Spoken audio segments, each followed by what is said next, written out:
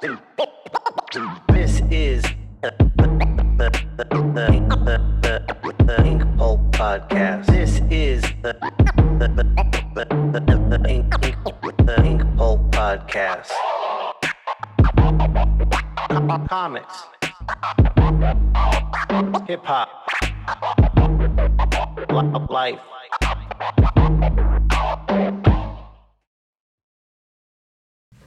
Welcome to the INKPULP Podcast. I am your host, Shawn Crystal, and today we are going to get into the third installment of this How to Draw the Human Head. And we've covered simple shapes, and then we've covered some masses, geometric planes of the anatomy of the head, and now we're going to address lighting of the head. So when you understand the geometric planes of the head, then adding shadow is actually quite easy. It's such a difficult thing, but if your masses are correct and you just shade them in, you're going to see a sculptural looking drawing, something that has volume and dimension. So let's first talk about how light works. So here I've drawn a little sphere on a table, and we have light coming down from this direction. Now, it's important to remember light exists in three dimensions. It has depth, and it's bouncing off of every surface it touches. So as it hits this table, it bounces back, and that's going to give us what we call reflective light. Okay? So the first thing we do is we separate our object into two masses, light mass and shadow mass. Your light mass is your mid values and your highlights, and your shadow mass is your core shadow, cast shadows, and reflective light. All right, so light rains down upon this sphere. So first thing I'm going to do is separate into two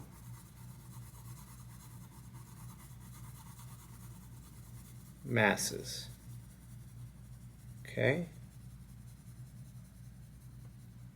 We've got a light mass and a shadow mass. Okay, so here we've got our light mass, here we've got our shadow mass. And we will work to bring the midtones into that. I think the first thing to do is to define the core shadow. So the core shadow is the darkest part of the shadow. It's where light wraps around and starts to turn away, and where reflective light wraps around and starts to turn away. Those two masses come together and form a very dark core shadow. So let's just illustrate that point.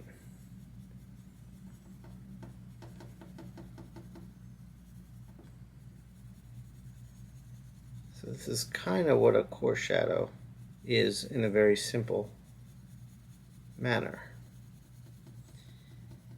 And as I wrap around the sphere, I remember I've got some reflective light hitting right there.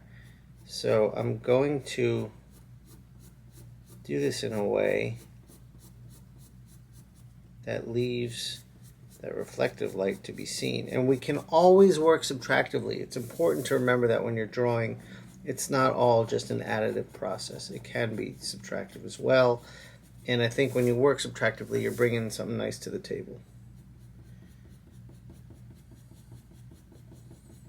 And the core shadow, the shape of it should really describe the volume of the form you're drawing. So this core shadow I'm putting in right here describes the spherical form. Okay.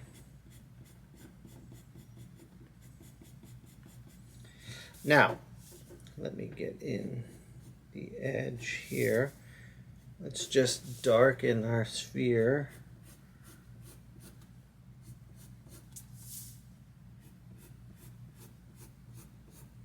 Okay, so the next thing I'm going to do is add my midtone, and right now the best way for me to do that is simply by smearing. Another technique of drawing. So if you've got your midtone in place, and again, this is just a crude and quick example of the theories and the concepts I'm proposing to you today.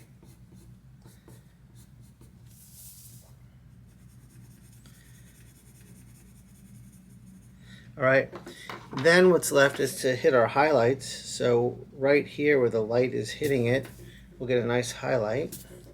And then I can remove, and this is, kneaded erasers are great for this, lifting. So erasing, when you're rubbing, removes it, but lifting lightens. So I can just get a little bit of lifting to occur in there. And that's just the basic principle of lighting. So let's apply that to our figure. So if we know light is coming down here, and we understand our masses, it's really just a question of shading in all of the masses that aren't facing the light. So that brow doesn't face the light. This side of the nose doesn't face the light. This plane of the cheek and this side of the face doesn't face the light.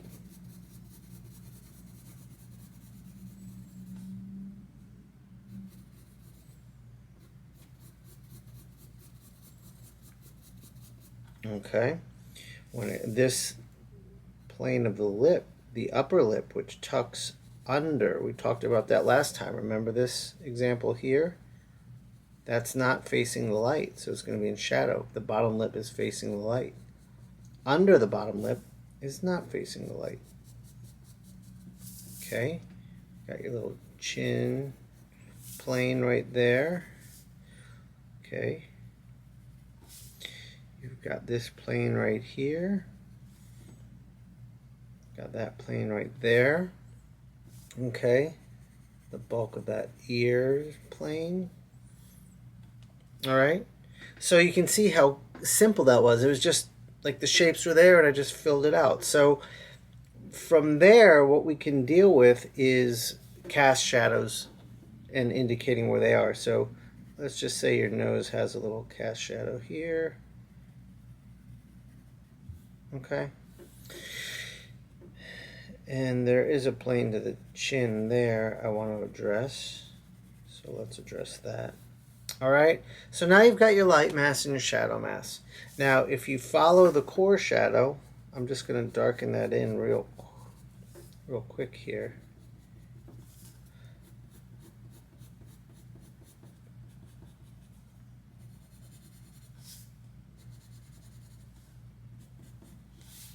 Okay, and like on the nose you can have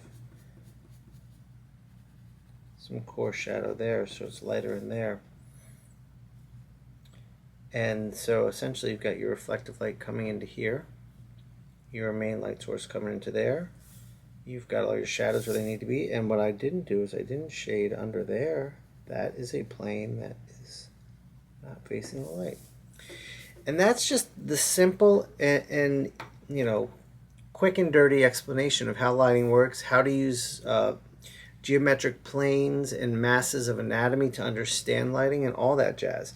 Now from here, sure, you can finesse your drawing and make it not crude. I mean, I made it pretty crude. And you can have a pretty intense reflective light source. There's all kinds of things you can do here as we get into some more advanced concepts. So I don't want to get too deep into advanced concepts. This is a basic introductory explanation of how light and shadow works. All right. So I hope this was helpful. I hope you can practice this. And this quick and dirty or quick and simple explanation will be explained in greater depth on INKPULP Instruction in the near future. And if you enjoyed this, I encourage you to go to INKPULPinstruction.com, sign up for my newsletter. You'll get a free lesson in return, and look at the episodes that are available now and get yourself one. The goal of INKPULP Instruction is to make learning art enjoyable, affordable, and different than you've probably had it explained before. So thanks for listening. Please leave comments below and ask me any questions. I'm available. And there's a link below for INKPULP Instruction 2. And get involved, because in 2022, INKPULP Instruction is going to expand greatly, and we're going to go to subscription service. So thanks for your time. Peace. This is Podcast. This is the INKPULP Podcast.